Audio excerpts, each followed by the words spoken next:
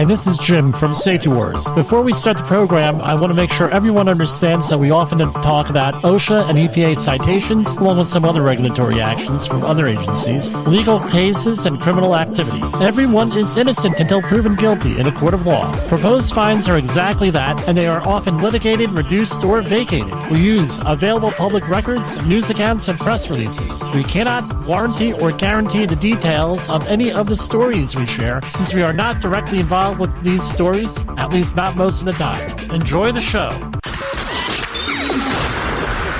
This show is brought to you by Safety FM. And from the border of liberty and prosperity in the highway to the north, this is Safety Wars for Tuesday, September 3rd, 2024.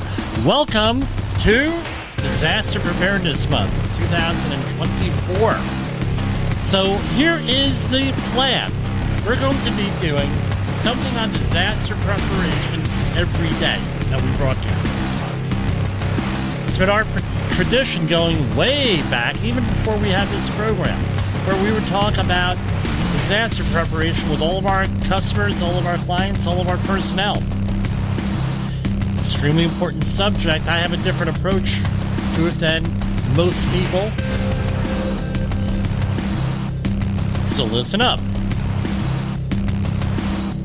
Now, hope you had a great weekend. Here in the States, we were celebrating our Labor Day weekend, where we celebrate the labor movement. That is first Monday in September every year. And I feel sorry for you kids that went to school, went back to school before Labor Day. My kids went in this morning. That's where most of the kids in the Northeast have gone to, that are in public schools. Private schools often have a different schedule. Now, why am I going into this? Because a lot of people in other countries have people all over the world listening. Singapore, Hong Kong, Brussels, where all the spies are. And that's basically it. Now, a couple of things. I want to start out by making an announcement, and you might have caught a little bit at the beginning of the program by accident. We had Pluto TV on and an episode of Star Trek Deep Space Nine. I often listen to that. But yesterday, news came across. It's unfortunate because it's Star Trek week this week. It's Star Trek Day on Friday. Is that Friday? Yeah, Friday, September 6th. James Darren of Gidget fame, the old-fashioned Gidget, not the new adventures in the 80s that I watched. Gidget fame, Star Trek Deep Space Nine, T.J. Hooker, and a whole bunch of other stuff and songs. He was a teen heartthrob, all different types of stuff. He did a very good, rich career. He passed away yesterday at the age of 88. I want to send out all of our condolences to his friends and family that might be listening, as well as the numerous Star Trek fans that are listening. They're having like mini tributes online and also on Pluto TV tonight, where they were playing some Vic Fontaine themed stuff. Great guy from all accounts. Great singer.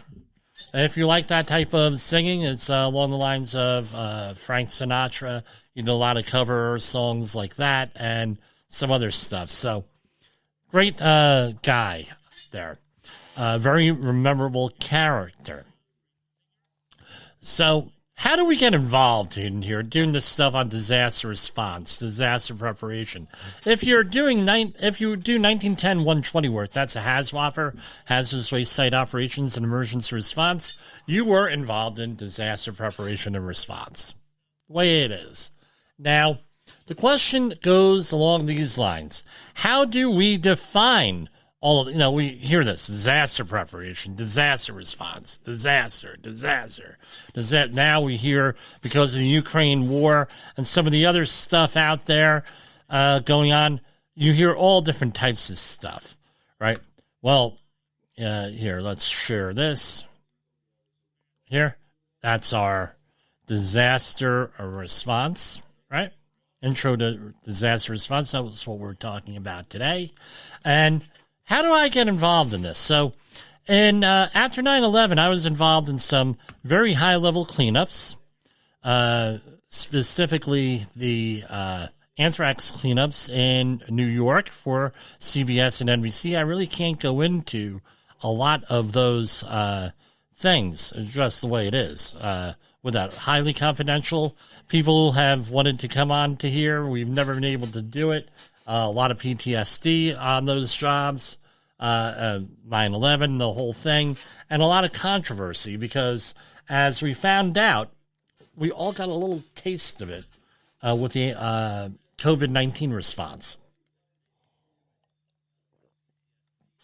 If you've been through a disaster, any type of disaster, you get this all the time where government resources come out and, unless they're emergency responders that are local, police, fire, EMTs, things of that nature, STIRT teams, community emergency response teams, unless you're involved in something like that, the federal government doesn't really get involved in that. And we're going to talk about the Stafford Act a little bit later on, not today. So we're going to do every day a brief thing on disaster preparation, disaster response, and then we're going to go into things. Now, this is what it comes down to. What is a disaster? Disaster, there's no real set definition. I guess if we could talk about disaster preparation, we could say that, disaster preparation is increasing capacity and resilience, sort of like the same thing as safety, right? Increasing capacity and resilience. That's what disaster preparation is. I guess a disaster would be not having as much capacity or resilience. That might be like the opposite, right? Prepare and not prepared, sort of. And that could be one way. But the idea is that anything can be a disaster. It's how you're able to cope with things. It's how you're able to respond with things. Anything can be a disaster. So, for example, you might have a financial disaster. You might have a loss of job. You might have a situation come up, sick family member, house thing coming, whatever. That could be a disaster. We could think of hurricanes. We could think of floods. We could think of other weather events, power outages. Anything could be a disaster. But what's important is that you have to go and you have to assess what your situation is, analyze what you're going to do about it, all the things about it, and then you have to do the third thing, the act. Right, so AAA's is how I do it. By the way, nobody else discusses this as far as I know with this or breaks things down. We're going to break things down really in depth here tonight before we get into the OSHA heat illness and injury protection proposed regulations. So my first company, we were dealing with this. And right after 9/11, we had a situation where disaster preparation was really in the news, constantly in the news, right? They used to talk about it all the time, right? We're going to have bigger things come about. If you were around then, you remember this stuff. We're going to have bigger things come about. We're going to have this happen, and we're going to have that happen, and we're going to have this happen. We're going to have that happen. And you get into a couple of different things here. And let me see if I could share these. Hold on. Okay, so I'm going to describe what I have here. So you had all different types of cycles, right, in this. And it's similar to, you have the disaster triangle, you have the issue attention cycle, you have the emotional life cycle of disaster here. So if you're on audio, you have this, you're hearing this. So what you have a cycle is this. You have preparedness, then you have the disaster, then you have the mitigation, and then, right, there's preparedness, mitigation, disaster, then you have a response, then you have a recovery, and you get thrown right back into preparedness. You also have the emotional life cycle on here, where you have pre-disaster, right? And then you have an impact, and then heroic, and then you have a honeymoon. Everybody gets together. Then everybody says, woof, no, nothing's going on. Right. Oh, no, we're going to have problems. And you have disillusionment. Then you have working through the grief, coming to terms with it. You have all different types of triggering events and everything. Then you have reconstruction, a new normal. And then you go right back down to pre-disaster and everything else that goes into that. And it goes in and again and again and again. You also have what's called the issue attention cycle, where you have a pre-problem phase. And this is more along the lines of awareness. You have the pre-problem phase. Then you have the alarm, discovery, euphoric enthusiasm phase. Then you have the realizing the cost of significant progress. And then gradual decline of public interest. And that is usually what happens is with the people that need to solve problems or cause problems, they got to resolve it and everything else. They say, we're going to wait this one out. We're going to wait this one out, and then we're going to go to the post-problem phase where everybody forgets about this, and everybody then assumes that everything is great. We're all prepared, and then all of a sudden you go back to the pre-problem phase, and then something else happened. Why wasn't this resolved before? And this is the issue attention cycle that we always go through. And this is the way it is. So what's important to remember is that you forget about all these cycles. People are being manipulated with them, right? Because, again, it drives along with the news cycle. Yet everyone thinks that everything's resolved, and it's not resolved. So here we have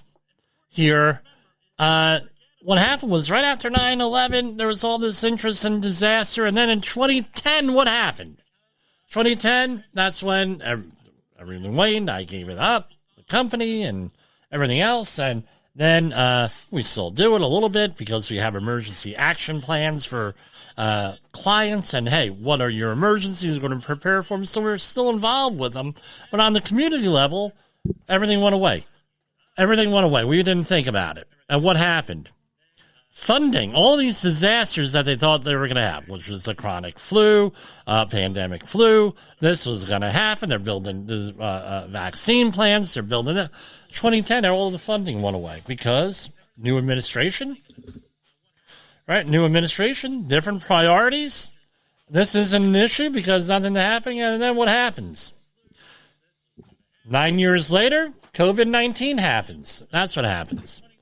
Starting in September of 2019, all of a sudden you can get any respirators from China. And then this snowballed into more and more and more and more problems and more problems. And then we know the rest of the history. Now we're getting back to the whole thing where, this is all taken care of. We're all prepared, blah, blah, blah. And people are thinking that they're not prepared. A lot of people. I'm one of them. And now we have issues again. And it's going to come back around with something else. Now, we're hearing all different types of rumors, right? And the Bible, it mentions wars and rumors of wars and calamity and wrath of God kind of stuff. And times we went into that before. And I'm going to tell you this. Let me go over here. Hang on. If you're going to get into a discussion on eschatology, I have a book that I want you to read. Because basically modern eschatology, doom and gloom and everything else, is relatively recent. That's 1800s. This book, Revelation for Today, Images of Hope, by Richard Jesky. He was a local guy here. I didn't know he was a local guy. I actually went and I bought the book online, and I have another copy of the book, and it was personally autographed by him. I got it off eBay for $4. Where it talks about all different types of stuff in the book of Revelation, traditional, and guess what? It's an image of hope with that. And that's more along the lines of traditional Christianity and the views with that. Now, people get freaked out. I'm going to tell you this. Everybody take a chill pill, and everybody relax. Okay, what do? You have to assess what your needs are, analyze, act, prioritize, all of that stuff goes into that. So I break down all of these disasters into 4 categories. And you say, Jim, why? Let's see if we can get them up here. Do. So, category number 1. Add to stream. Okay, this is usually what the normal person or people have to contend with here. All right. Which is 0 to 24 hours, category 1. This is what is normally what we have to deal with. They are medical emergencies, first aid cases, fire alarms. Hold on.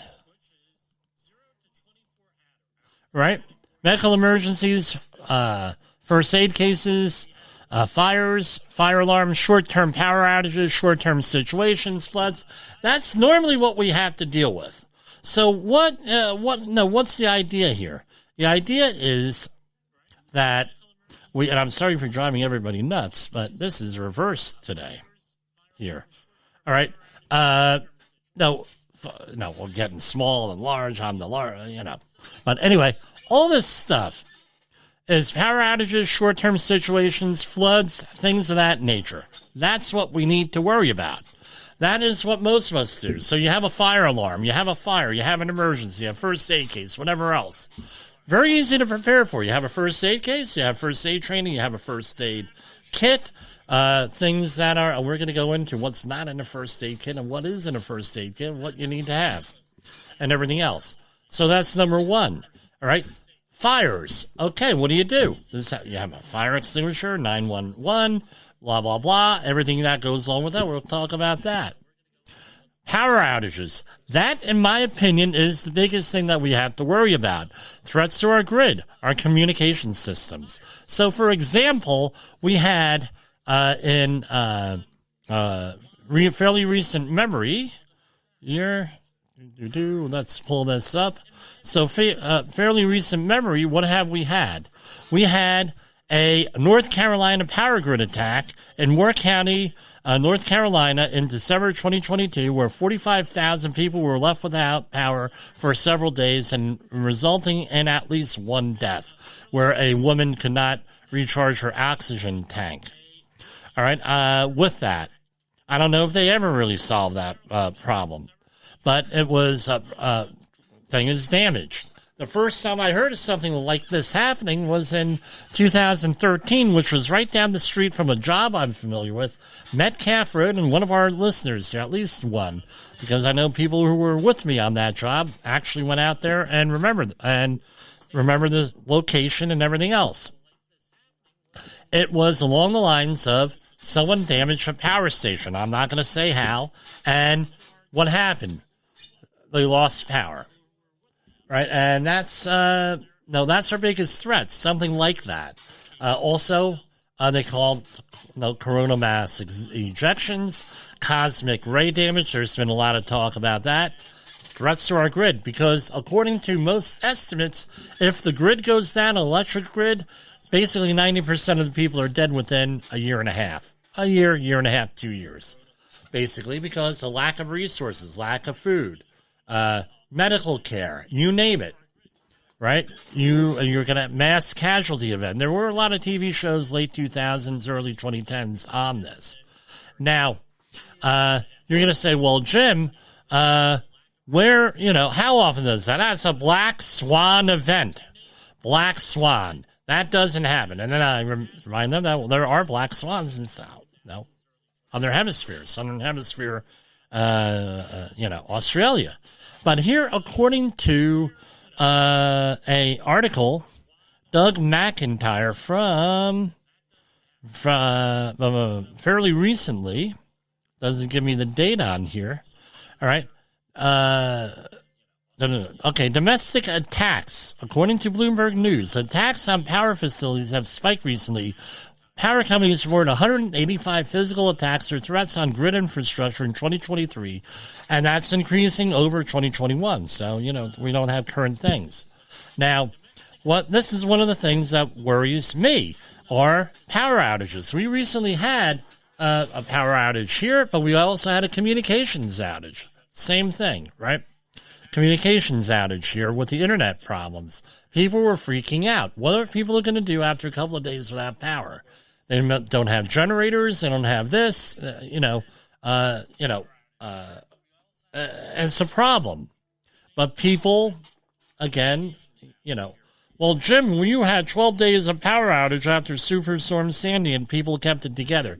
Yeah, we kept it together because we had somewhere to go to. A lot of people fled inland with that situation. Had places to go. What do we do with a massive power outage? Like, for example, in, I believe it was 2003, where anything north of Avenel, New Jersey, which is in Woodbridge Township, New Jersey, anything north of that had a power outage. And it was like went all the way up into Canada. And for, an extended time until they figured it out. How about in Hawaii last year with the fires where you had things going on with that? How about in Texas where the grid did not have enough capacity a couple of winters ago? That's destruction, all different types of issues. So this stuff does happen. I'm worried about power outage. That's one of my big things. Now, that's category 1, not a big issue. Have a couple of hours without power. You have and everything else, you know, fires, that sort of thing. Now, what about the next category? All right, we're going to talk about category 2, what Jim has deemed as category 2. So, category 2 is actually real simple. It is 24 to 96 hours. Why is that an issue? 24 to 96 hours. Let's see if we can get this so people can actually read it. All right. What the government tells us is to be prepared for up to 4 days. That's 4 days. So you're looking at longer-term issues, wildfires, huge floods, longer-term power outages, extended weather events, and things of that nature. You're looking at greater things, greater than 4 days. Up to 4 days.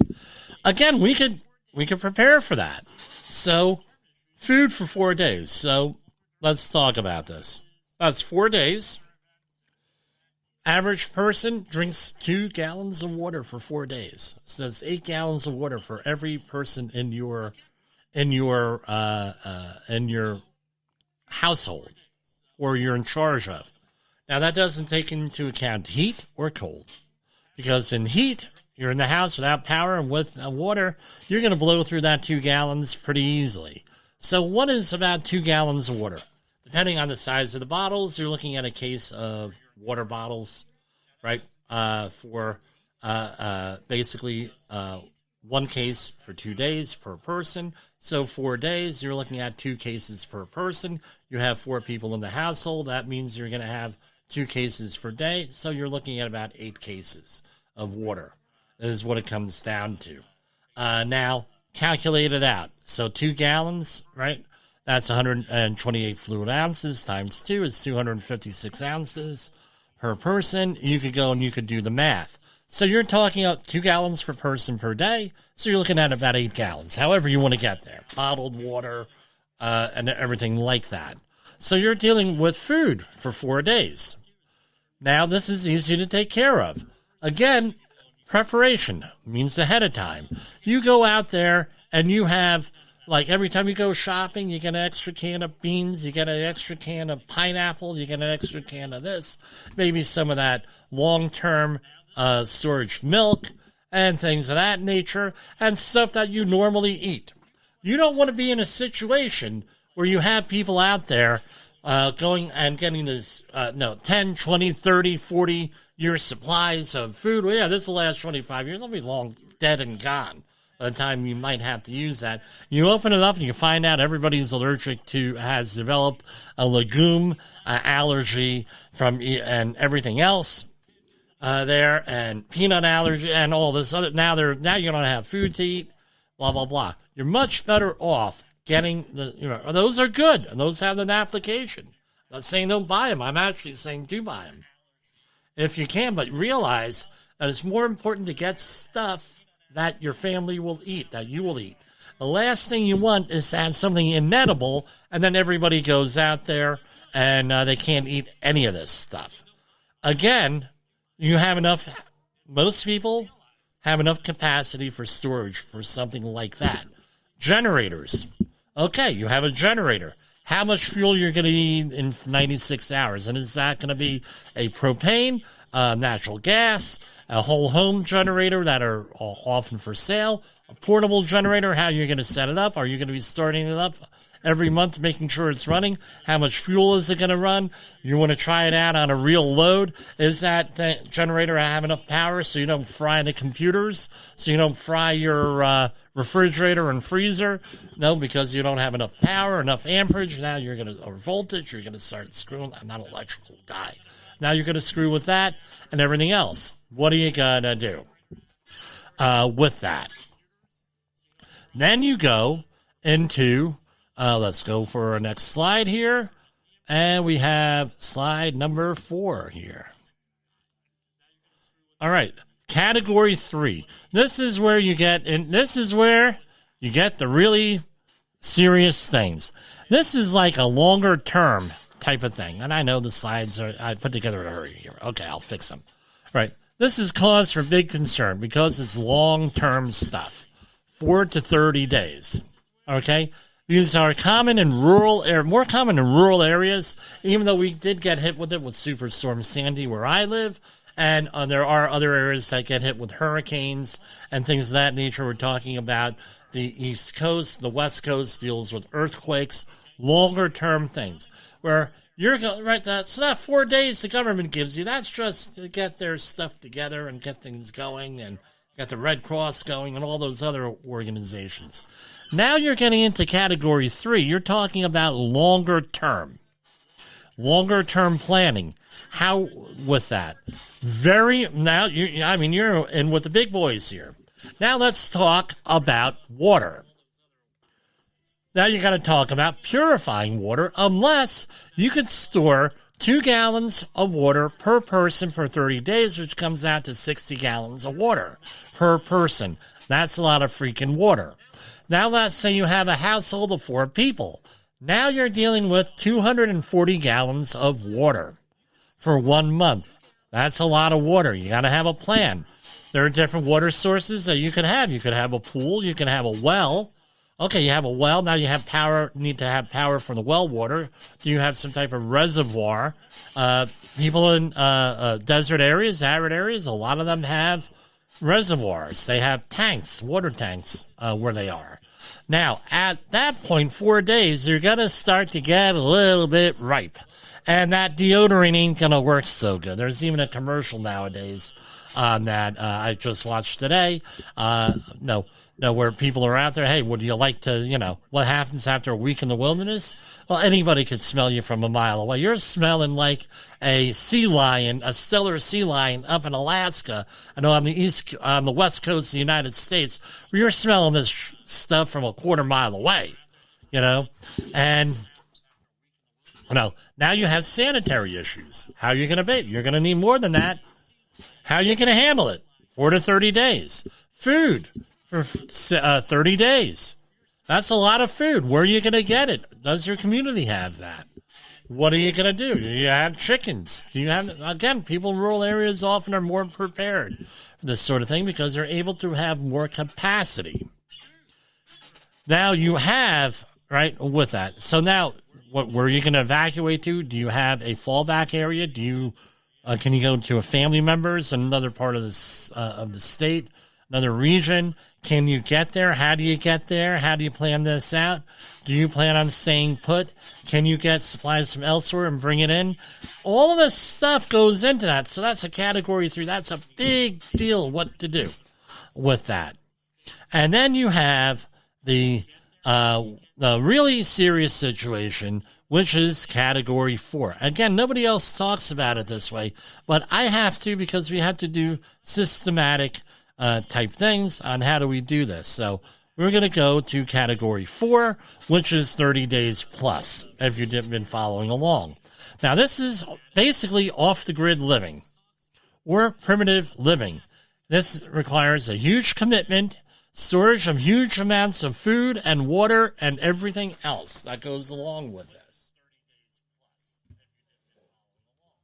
If you're an average person, you're talking about evacuating somewhere. I don't know of anybody who's prepared to go for 30 days or more. That's not necessary. I know my friend, God rest in peace, Robert Lustek, he would have been able to do it for 30 days or more, no problem. But the average person, not going to be able to do it, folks. Now, I'm not saying don't attempt to. So that's what I always say, short term. The other thing I want to point out here is this. What are your actual disasters that you're going to have to face? Most likely, category 1. Biggest one is if you have a medical issue. I had a family member tell me recently, Jimmy, I just want to pack up. I don't like living where I'm living in the city. I just want to grab my kids and grandkids, and I want to go. I want to leave. I want to get out. I got to break free. Like that Queen song, I got to break free, and I got to get out of this place. I got to go to Pennsylvania. That's it. Look, very lovingly, one of my favorite people, right? I said to her, real simple here. I said, I am familiar with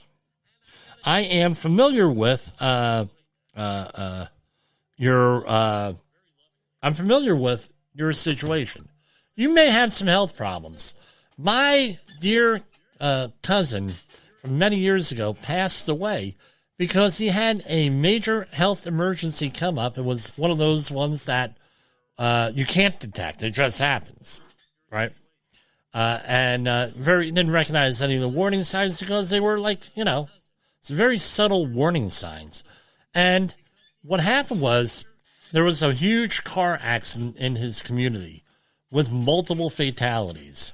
So his wife called up 911 or 911 as they called it out there.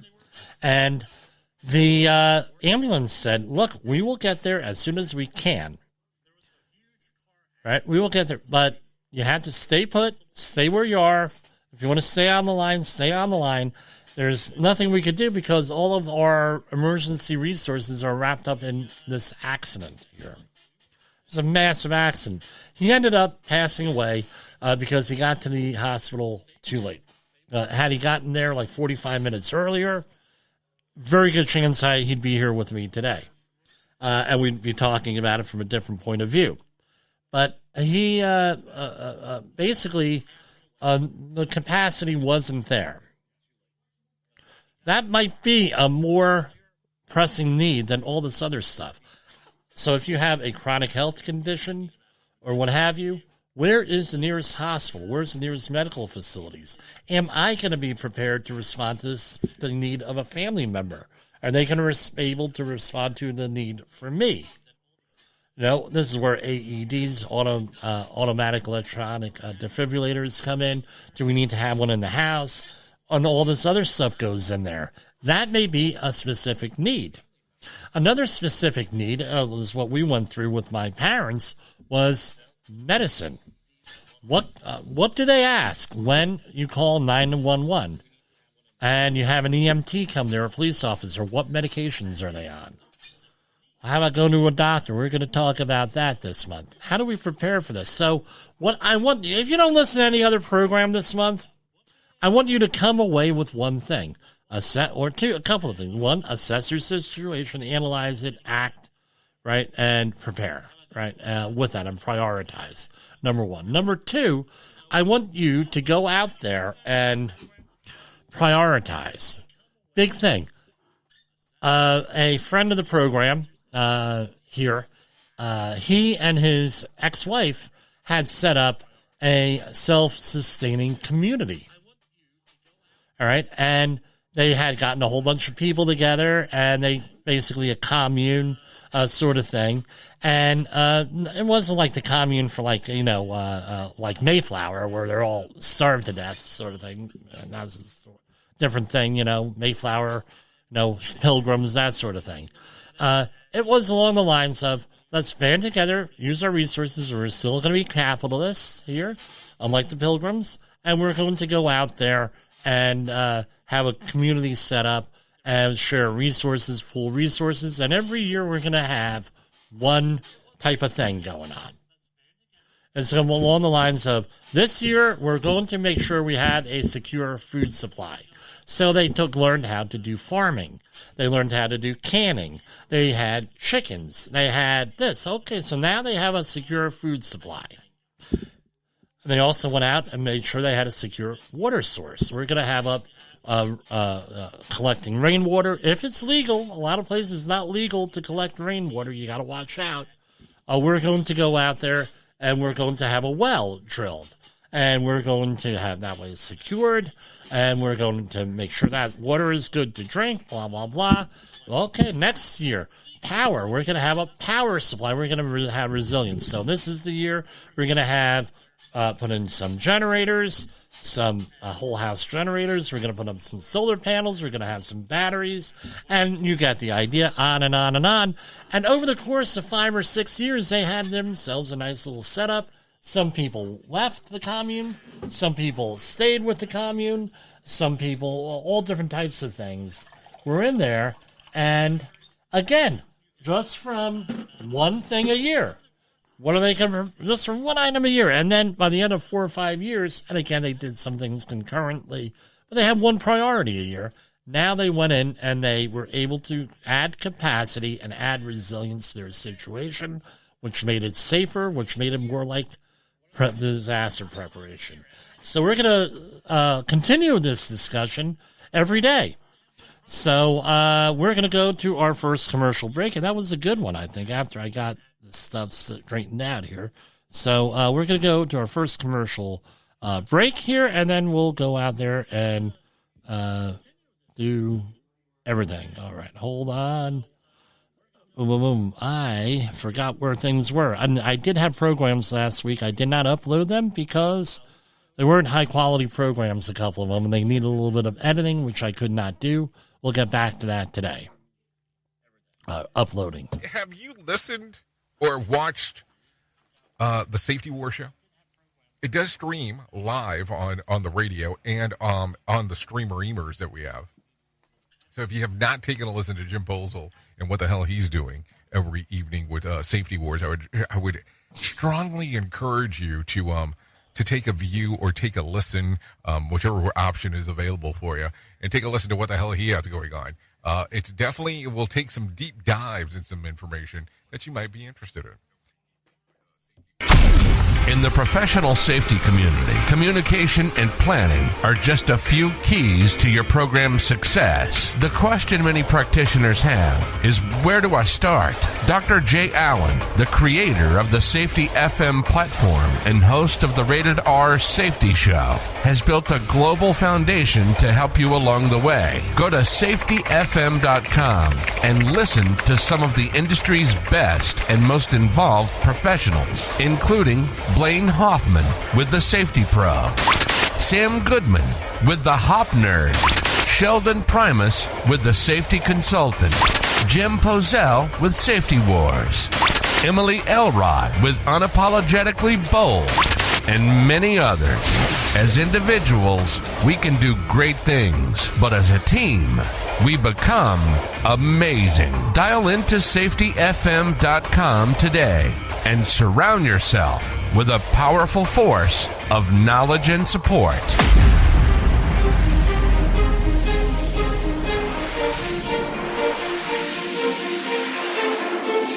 Want to avoid hefty OSHA fines and keep your team safe? Oh, wrong one. Sorry, folks. I need Jessica. Where are you? Hold on.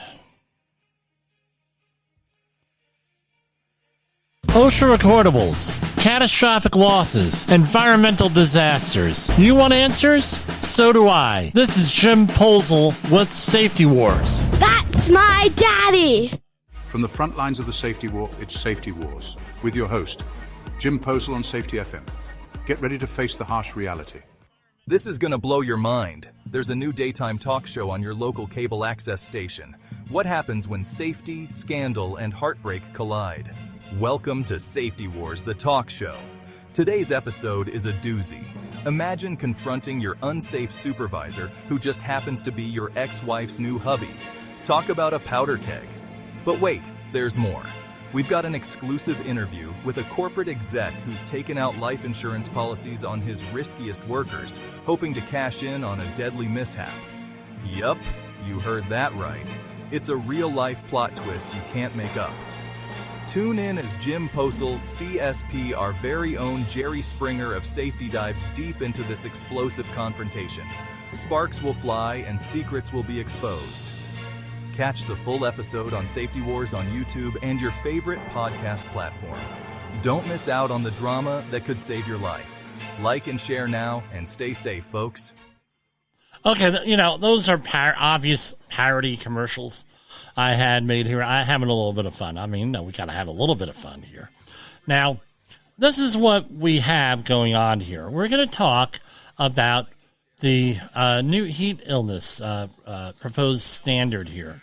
I think we're probably one of the few that are going to be talking about this at all here. So here we have, let me see here. Okay. The Biden-Harris administration. Now, there's a famous radio talk show host, passed away a couple of years ago. And they used to release, he was number one radio talk show host in the country. And he used to schedule vacations, say, okay, I'm going to be going on vacation like the week after next, so something big is going to happen. Or, okay, we got a long holiday weekend coming up, and they're going to announce something, or something along those lines. And everybody got a kick out of it. And then after a couple of years, people took notice.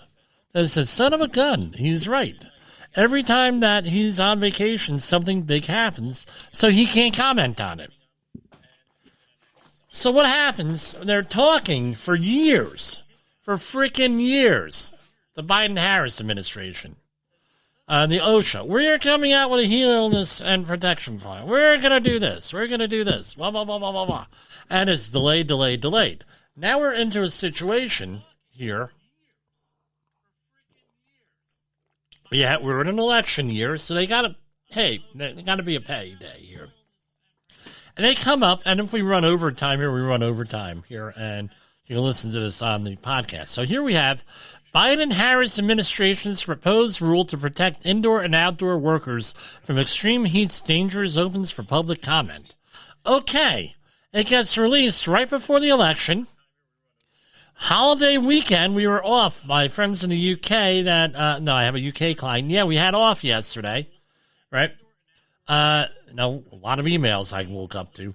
But anyway, what the hell's going? They release it on a holiday weekend, Friday, late Friday. Nobody has time. Nobody has the temerity. Nobody has anything to do this holiday weekend. And guess what? First one, we don't have to worry about COVID, really. That's off the radar for most places. So people are out there enjoying themselves. Nobody wanted to look this stuff up. So what do you have? They release on the news release from last Friday, Biden-Harris administration's proposed rule to protect indoor-outdoor workers from extreme heat dangers opens for a couple of comments. So this is going to be out there all for election season. And regardless of how this goes, they're going to rescind it because I don't see how any of this is going to make it through the regulatory process here. So we have until the end of the year to comment on this. Now, there are good things and there are bad things about this. The good things is if you want to put together a program on how to do training on heat illnesses and the related illnesses and situations, beautifully written resource. There's over 300 and some pages that talks about cost-benefit analysis, different types of illnesses, different ways of managing things. It's wonderful. Wonderful. You got to read it. Just, even if this doesn't pass, read it. It's a great resource, number one. Number two is this. All right. I don't think it's going to pass. I don't think that it's going to go. If it goes down, again, if they win the election, guess what? It might be implemented, and that's good. If they don't win the election, guess what? Doesn't matter. It's going to be rescinded like the ergonomics standard back in the early 2000s, when the new administration comes in. Now, how has this been regulated here? This whole thing, how has this been regulated? This has been regulated through the General Duty Clause. right? OSHA's general duty clause, which basically says that you have to give your employee a safe and healthful workplace free of recognized hazards. And heat being a thing, and you got to go through the 4 things. With that, you got to that. That's how it is. A pain in the neck. Towards the end of this, we'll go through. I'll have it. I'll replay the little video that I did on that. I don't want to talk about it now. Let's go over to the actual regulation here with this. All right, we're going to do a share screen, and let's see if we can do it. Can we do it? Yes, here it is. So here is the actual regulation on here. And let me see if I could zoom in on it. Blah, blah, blah, blah, blah. Zoom, zoom, zoom. Okay, so heat, illness, and injury prevention. Scope and application. Except as otherwise provided in this paragraph, right? So this is how all regulations are set up. So there's 1910-148. And this is, I'll skip ahead. Here's the spoiler. It applies to all industries. Period. That's what it's going to be. Except as otherwise provided, this applies to all employers. The standard does not apply to work activities. Right, so this is what you do first. It doesn't apply to me. Work activities for which there is no reasonable expectation of exposure at or above the initial heat trigger. 2. Short duration employee exposures at or above the initial heat trigger of 15 minutes or less in any 60-minute period. Right? Or 3. Organizations whose primary function is the performance of firefighting, emergency response activities of workplace emergency response teams, emergency medical services, that's EMS, technical search and rescue, and any emergency response activities already covered under 29 CFR 1910-120, that's HAZWOPER, 1910-146, permit required confined space, 1910-156, I forget what that is, Part 1915, which is shipyards, 1926-65, which is again, the 1910-120 counterpart in construction, 1926-1211, which is permit required confined spaces in construction. And let's go on over to the next column.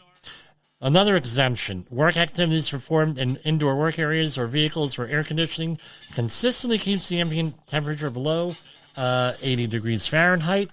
Get used to carrying this around, folks, the thermoanemometer. Telework done from home or remote location, the employees choosing. Sedentary work activities at indoor work areas that only involve some combination of the following sitting, occasional standing and walking. Employers whose employees all exclusively perform activities described in paragraph A2I through VI, which is 6. And then you have your all different types of definitions and things of that nature. Now, this is C. The employer heat injury and illness prevention plan. The employer must develop and implement a worksite heat injury and illness prevention plan, HIP, HIPP. They like double letters here in OSHA, right?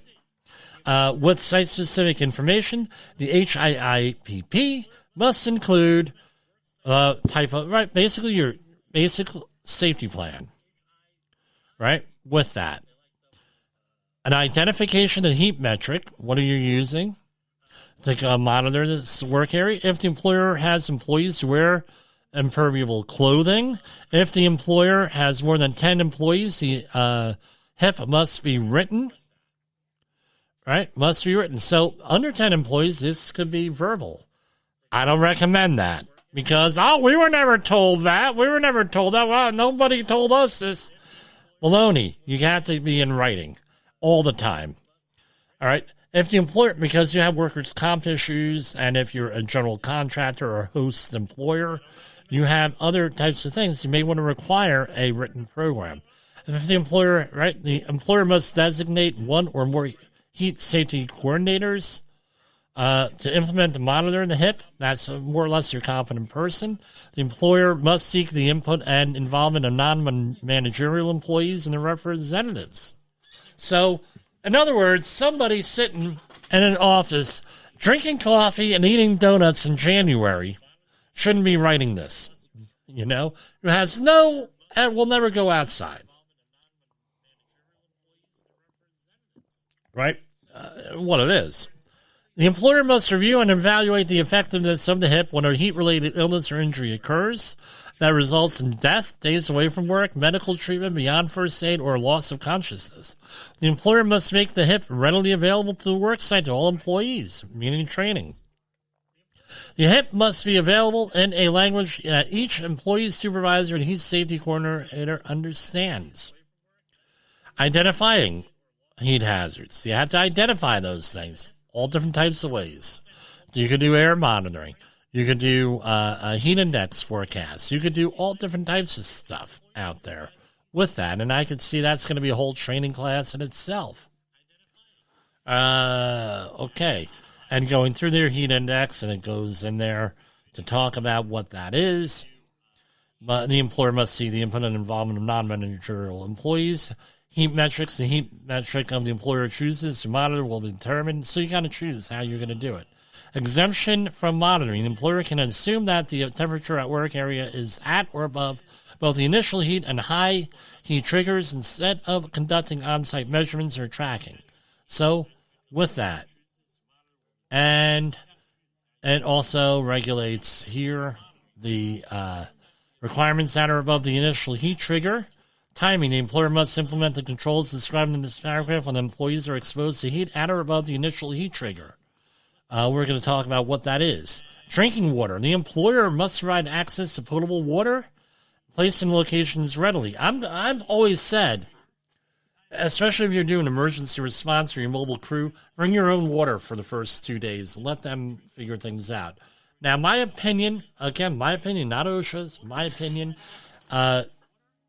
experience, if you're the employer, you've had better tell your employees initially, if you're involved in emergency response, bring your own water. We'll reimburse you for it, number one. And number two, have everything together within 3 hours at the latest. Has to be suitably cool. Usually that's around 50 degrees Fahrenheit. There's 60 degrees Fahrenheit, like a stout, right? And break areas for at outdoor work sites. The employer must provide one or more areas for employees to take breaks. You can have artificial shade, air conditioning, indoor work sites. You know, you can have a break room or something like that with, like a cooling center. And, it goes in here, right? Fans. Could be another one, your old-fashioned fans. The employer must implement one of the following acclimatization protocols for each employee during the first week of work. Right? And it goes through all of that stuff. Gradual acclimatization. Then you have returning workers. And you have to have numbers in here. The exemptions are if you already believe and you have discernible empirical evidence that the employee is always doing that. Now, I would, or has already previously acclimated. Now, what I would tell you to do is this.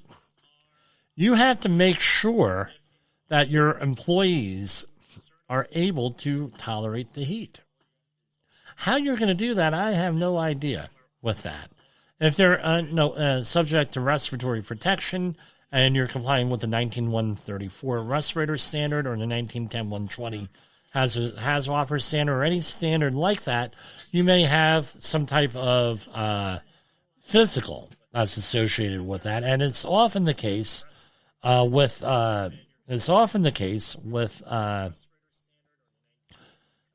physicals, HAZWOP physicals. They identify people who are intolerant to heat and medical things, but again, what's the you have to have, they're relying on the employer, on the employee, to tell the employer about risk factors that the employer may not realize. So, for example, the training has to be heat stress hazards, heat-related injuries and illnesses, risk factors, including age, health, alcohol consumption, and use of certain medications. We're coming up to the end here, so we're going to have our outro disclaimer here. with this. So for our Safety FM family of listeners, if not, you can listen to this on the podcast here if you find this interesting. Signs and symptoms of heat-related illness, which ones requires emergency action. With that, all different ways of managing heat and heat-related illnesses, and training and record keeping.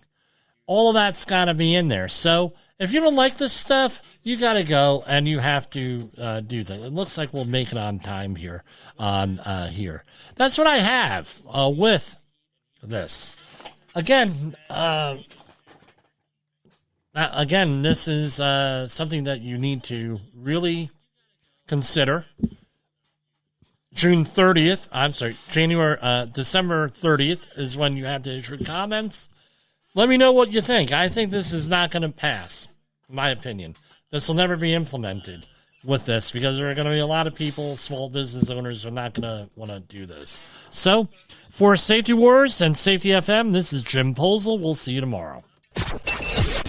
The views and opinions expressed on this podcast are those of the host and its guest and do not necessarily reflect the official policy or position of the company. Examples of analysis discussed within this podcast are only examples. They should not be utilized in the real world as the only solution available, as they are based only on very limited and dated open source information. Assumptions made within this analysis are not reflective of the position of the company.